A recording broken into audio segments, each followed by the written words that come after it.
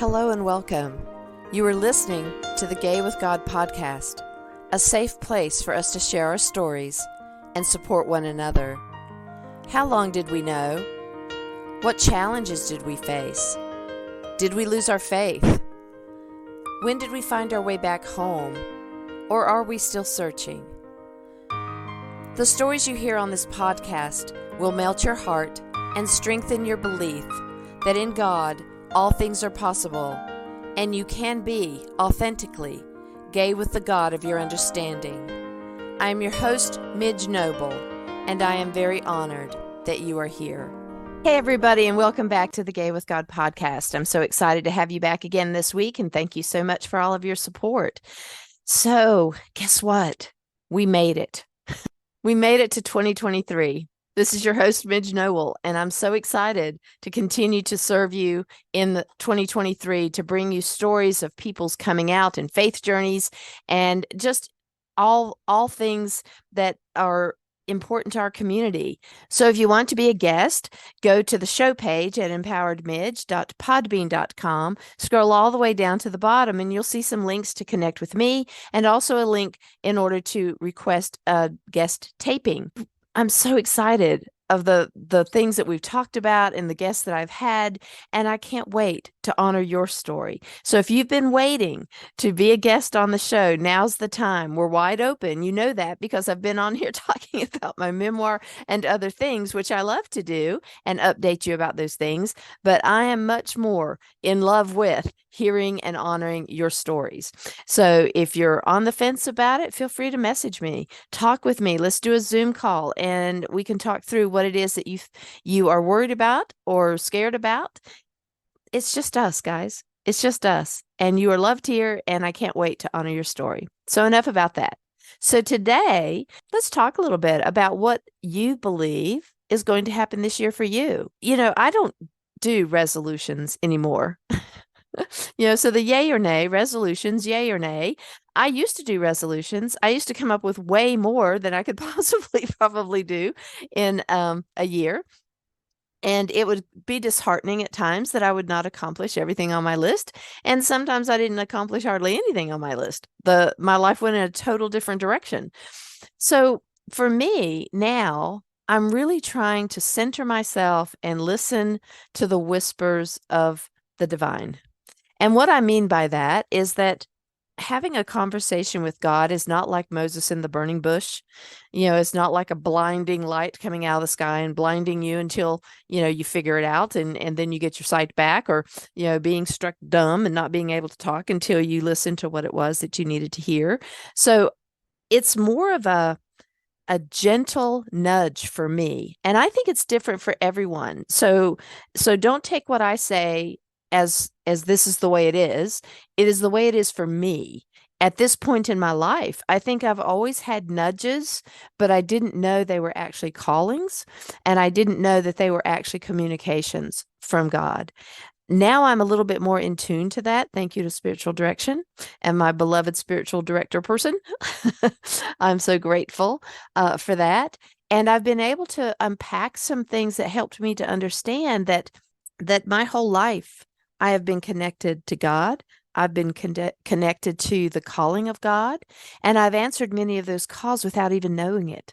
That's the weird thing, that I didn't even know that some of the things that I said yes to, I felt they were impulsive, but I had actually been discerning them and working on it and trying to ignore it and trying to walk away from it.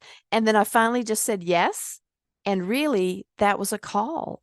And I answered it. Thank goodness. I'm very grateful that I had the presence of mind to answer those calls.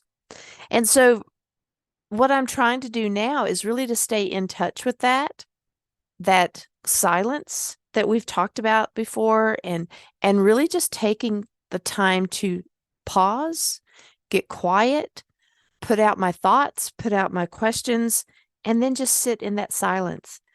And you know what? Usually nothing happens. But then later, I might get a phone call from someone. I might see something that interests me. I might do a Google search. I might be scrolling on Facebook for too many hours, but something pops up and I see something. So many different ways that the presence of what I was asking or trying to discern will come to me in different ways after that. But it's in the silence that I can finally, I think, feel that deep connection to the divine, and I'm more open to it now. So I'm not doing resolutions. There are definitely projects that we want done this year.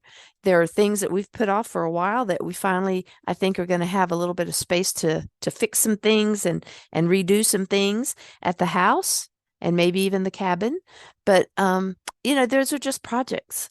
I'm not. Here's my thing.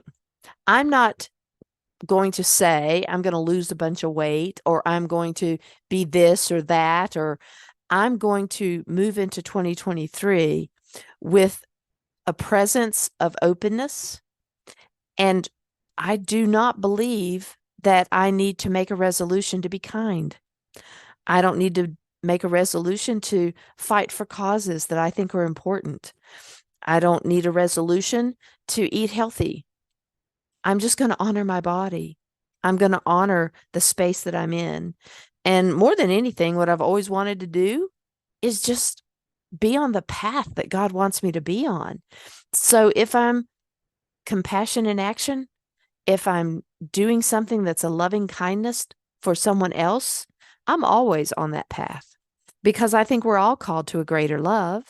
And if I can stand in that space more often than not, then I am in the will of the divine. And everything after that is a bonus. If I'm supposed to, go somewhere and talk to someone, if I'm supposed to donate some money somewhere, I'm going to feel that nudge and I'm going to know it's something that I can't stop thinking about. That's how I got into the memoir, by the way.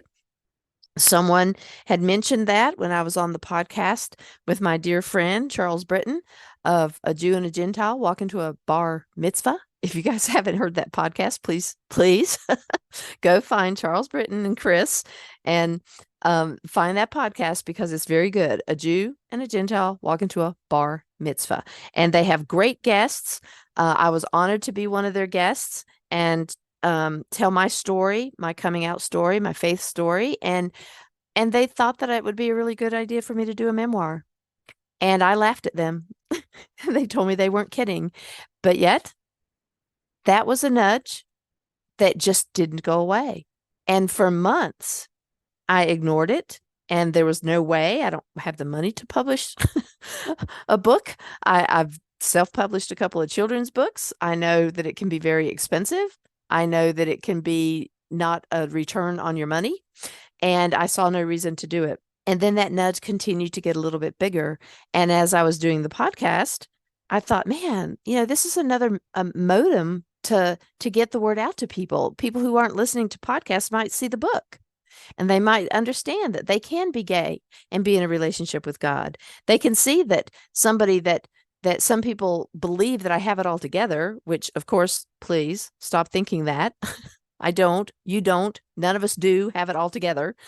But they can see the journey that I've been on and how I've struggled. They can see how I really wrestled with certain things and why it took me so long to come out, why I walked away from the church. All of those things are things that people really, I think, would benefit from hearing and reading about. And so I continue to wrestle with that. And I took some free classes on writing a memoir. I took an actual class to have support in starting the book and being able to bounce off ideas and get some support on how to make it better. And that's how I finally leaned in and said yes. But that was a nudge that started with my dear friend, and it is now almost, as you know, a reality because starting in January, we're going to start having these pre-launch Zoom meetups, you and I hope that you'll come and we can talk about the memoir. We can talk about my struggle. We can talk about anything you want. And that's just another way for us to connect. So all of this, I believe, is something that God intended for me. And that's where I'm headed. And if I have to U-turn and go a different direction, then I'm open to that. But I say yes until there's a no. And I will find a way. And God will find a way. When I said I don't have the money to pay for the memoir, I really don't. But I also believe that the money comes in when it's supposed to. And most recently, I was able to get some funds to start with the publishing of the book. So I'm very grateful that when I slow down and I listen and I think about what God has in store for me and I say yes, it all works out. And I'm just very grateful. So I wonder if you want to do resolutions. And there's nothing wrong with that. There is absolutely nothing wrong with that. For me, I just found it not very helpful. It was very disheartening because apparently I can't keep to resolutions as well as some of you may. So, but structure is important for people, and that's okay too. So, I want you to just think though about your relationship with God. Where is it now? Is it different than it was a year ago? Is it better or is it worse? Is it where you want it to be? Is there something that you could do differently that would feel better? If you're attending church, is that church working for you? If you're not attending church, is that working for you? If you're attending church and you don't like it, what are your options? If you're not in church and you wish you were, what do you need to do in order to work through that in order to feel more comfortable? You know from my own story that going back to church was a big deal. And people had no idea how terrified I was to walk through those doors. And it's the best thing that I've done in a very, very long time. And I'm very grateful. And I'm so connected to the people there and to the things that I am volunteering for because I absolutely love to serve and give back. And it's sort of my way of thanking God for not walking away and for understanding my struggle and being there during the struggle and providing people to help me through the struggle.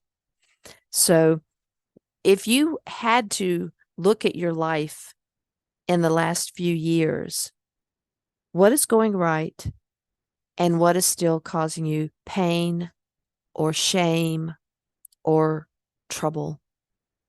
And if your heart is troubled, then there's something that needs to happen. There's something that needs to change. When I talked before about the 4 C's, to catch it, challenge it, change it, claim it, all that is taking a moment to assess, where do I go wrong? How does this happen that I get myself into trouble, or I get myself into a place of depression, or I get myself into a place of angst, and the anxiety takes over, and all of those things are realities. And I'm still an extremely anxious person. I'm learning more and more how to manage that, but I can get really super anxious in social situations. I can get super anxious when I'm reading in front of the church, when I'm serving. I think about tripping, getting down to the altar. I forgetting things. I write notes to remind myself of what I'm supposed to, say after each section of scripture to make sure I don't forget it. Because when I'm up there and I get nervous, I can't remember things. But yet I love the act of being in service. And I feel like every time I go up there and I'm reading, from the scripture, or I'm serving during the Eucharist, that I just feel so connected to Jesus and his ministry, as he broke the bread and he served the cup. I just absolutely love serving. And I was called to that. And I didn't know that I wanted to do it.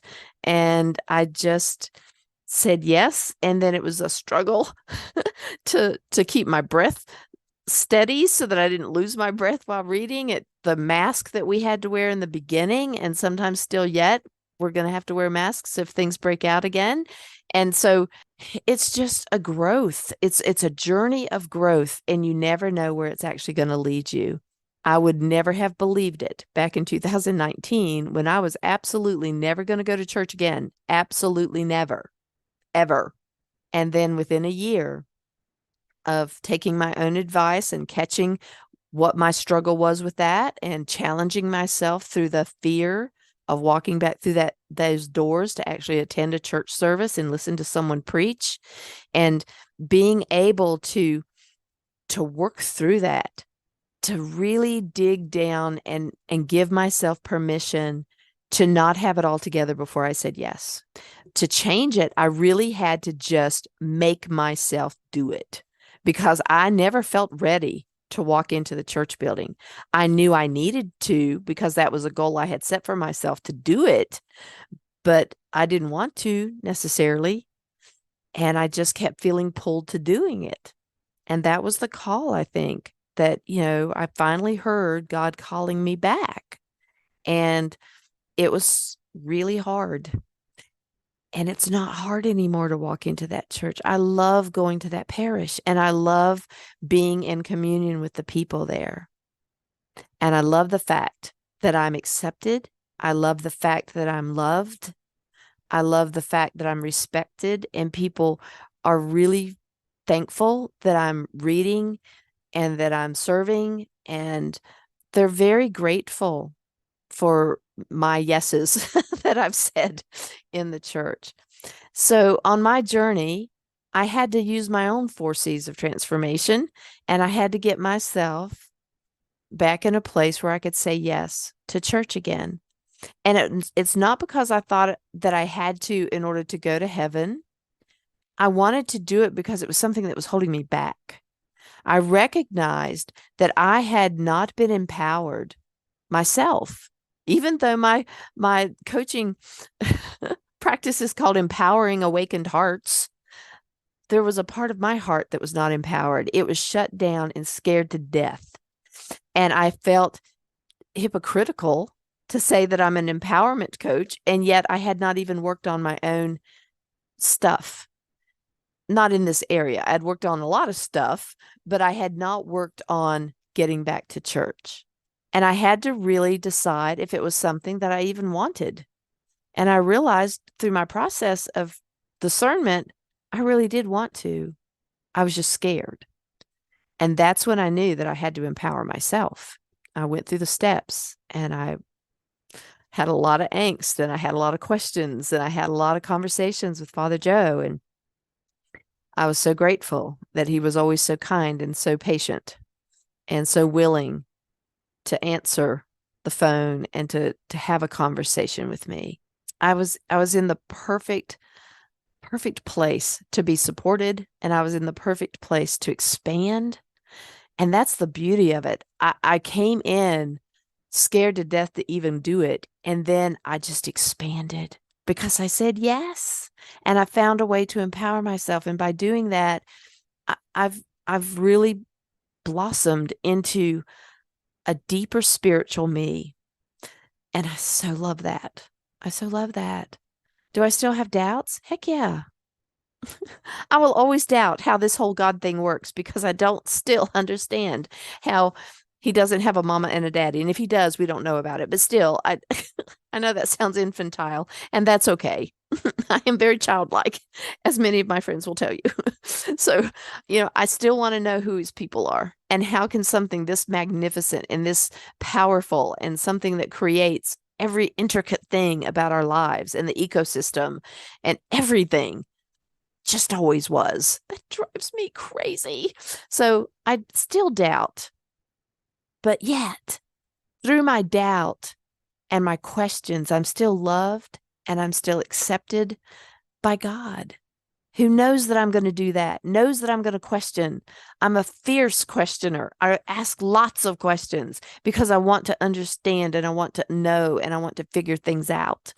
And this is one thing that I will probably never figure out, because there are no answers for it. And that's where my faith had to be challenged. How much can I have some faith to say, I'm pulled to this. I know that I believe there's a God.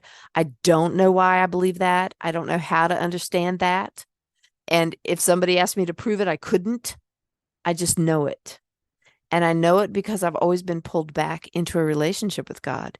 Even when I was out of church, I would call him creator of all that is, because that's how I assumed God was the creator of everything that was.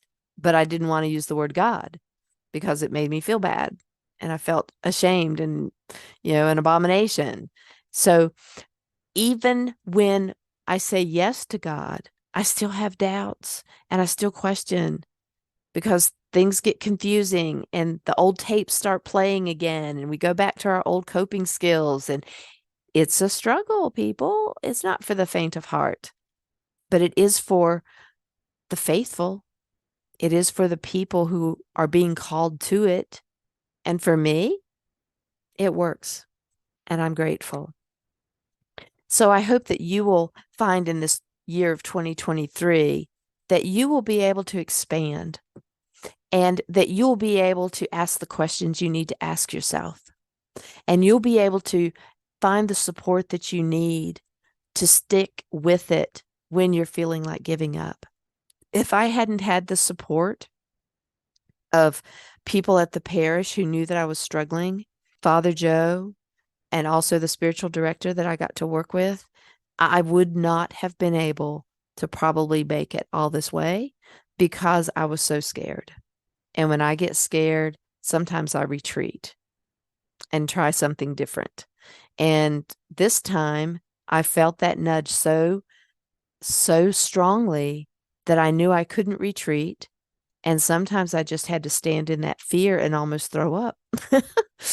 And blessed Casey, Father Joe's a little dog he rescued and brought with him to the parish, and she has been our chaplain, and she is now retired, but we still see her from time to time. But she devoutly stayed by my pew when I was at the healing services when I started to go back, and she was right there for me to rub on her, and she was sort of like my, my support my support puppy. And she did support me, and she kept me in that pew many times when I wanted to walk out, and she was right there. And the other day, I guess one of the last days that she was at the healing service, I was having a particularly bad day, and she came in and she found my pew, and she jumped up there on that pew with me, and she supported me through that service. And it wasn't that I was sad about being in the service or scared about being in the service. I was having other issues, and she knew it. She knew that I needed a little extra hug from her. So now, most of the time, I'm just going to have to do that on my own now. God's going to have to hug me another way because Chaplain Casey has had to retire. So, but what a loving spirit. And who would have thought, when Father Joe came and brought his beloved Casey and said, if you hire me, you're hiring me and Casey. And she would be in the services and walk around in the pews and greet people. And she's just been a delight. But all those many years ago, without me even being there, me never even thinking I would be there, didn't even know at the time when he was hired that there was, an Episcopal church in our town that I would ever go to, because I really didn't understand, their beliefs and anything about the church at all. So I thought it was way stricter than I would have wanted to go to, but it all worked out.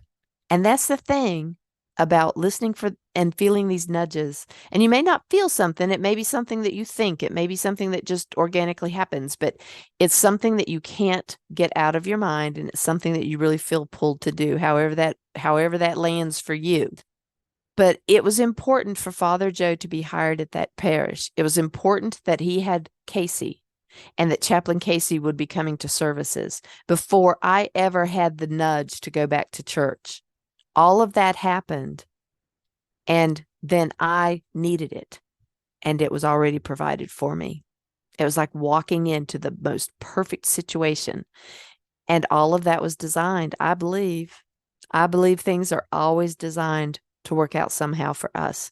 And that's when we're walking in the light, and we may not know it, but that's how it works out. So I hope that for you this year. I hope that you will find whatever you're searching for, whether it be a change in career or a better health routine or finding a deeper spiritual walk, being able to get back to a church and finding a supportive group to be with, whatever it is, what do you need to catch for yourself this year? What do you need to challenge for you? What do you want to work through and then claim your story? What do you want it to sound like? What do you want it to end up like? And you may never know the final chapter. None of us do. But what do you want the story to look like? How do you want to feel in your own story? Because we're not done. I made it back to church, but I'm not done. There are still things that I'm going to have to work through and deal with and challenges that I will face. But when you find somebody that can support you, you can face it together and you will not ever have to walk that path alone. So speaking of that, if you do have some needs for this 2023 year, if you need a coach who's going to stand by you and work with you and help you catch the things that you need to catch and challenge them and change them and claim the success, I can do that for you. If you are interested in a complimentary session, you can go to empoweredmidge.podbean.com, scroll all the way down to the bottom, and find that complimentary session. And we will get together and just have a conversation. And it's free. We can talk about whatever you want. Check me out. Do you think it's somebody you can work with? And we can take that journey this next year and see where you land. And I can bet that you will be a whole lot stronger than you think you are. And you're going to be a whole lot happier than you may feel right now. I'll land that where it is for you. If you need a coach, I'm your girl. Also, I want to remind you guys that the Ask Me Anything Zoom sessions are coming up on January 12th at 7 p.m. Eastern Standard Time. It's going to be on Zoom. I will be reading a short snippet from the memoir. I will be giving you all of the information you need in order to pre-order the book so that you can get a list of incentives that I have all set for you. If you did not make it to my cover reveal, I had all of those things listed, but you haven't missed out. If you are able to pre-order the book and you choose to do that, you will get a bunch of incentives for choosing to pre-order. There's a couple of ways for you to find the link to be a part of the Zoom meetup. One is going to be on the Facebook group, Gay with God. That is a group that I have set up on Facebook. It is private.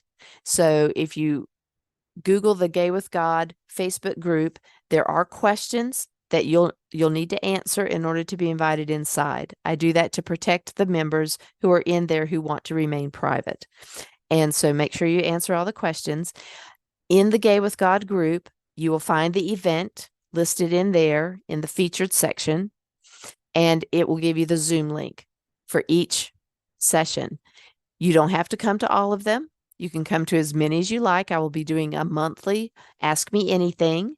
And of course, it's going to change. So if you want to come to all of them, that's fine, because somebody may ask something that you didn't think about and you're going to wish that you had asked that question or you want to know the answer. It ought to be kind of funny because I'm not sure what people are going to ask me. And I'm not asking people to send questions ahead of time. I'm just going to let you ask me questions. If there's something specific that you really want an answer to and you think I'm going to need time to prepare, feel free to message me the question and that will work too, but I'm not asking you to do that. We'll just let it go live and see what happens. So that's Ask Me Anything starting January 12th at 7 p.m. And it will be every month on Thursday at 7 p.m. Eastern Standard Time. And when I say Ask Me Anything, I mean anything. It can be about the memoir. It can be about my struggle. It can be about my life now. It can be anything.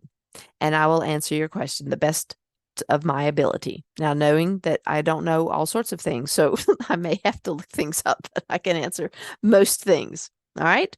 So that's coming up, and I hope that you'll choose to be a part of that. Also, at the Gay with God podcast, the Gay with God Facebook group, we have a monthly Zoom meetup called My Faith Journey.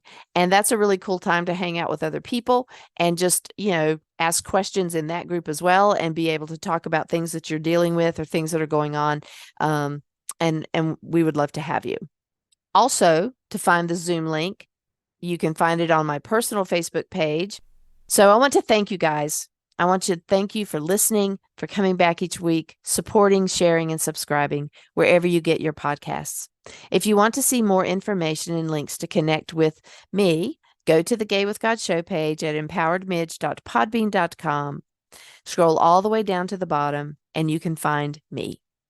If you are listening to this podcast and are questioning whether you can be gay and be in a relationship with the God of your understanding, if you identify as LGBTQIA+, or not even sure if you're gay, God has always been within you. Even when you didn't know it, you have always been gay with God.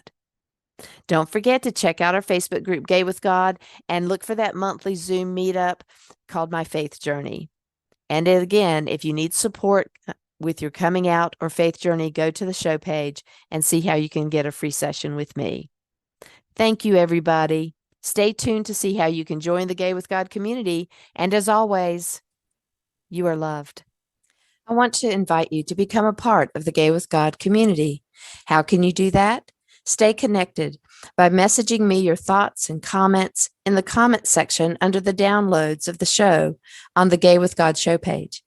Subscribe to this podcast wherever you listen and share so we can increase our community outreach and be a light to those who are struggling to claim their faith. Consider being a sponsor so I can highlight your service in our community. We are all worthy of respect and a relationship with the God of our understanding. I want to thank you in advance for supporting this podcast. Together, we as a community will keep this show visible and our community stronger. Deep gratitude to my friend Tim McClendon of Tim McClendon Music for allowing me to use an excerpt from Interlude 4, a song found on his CD entitled Sundance.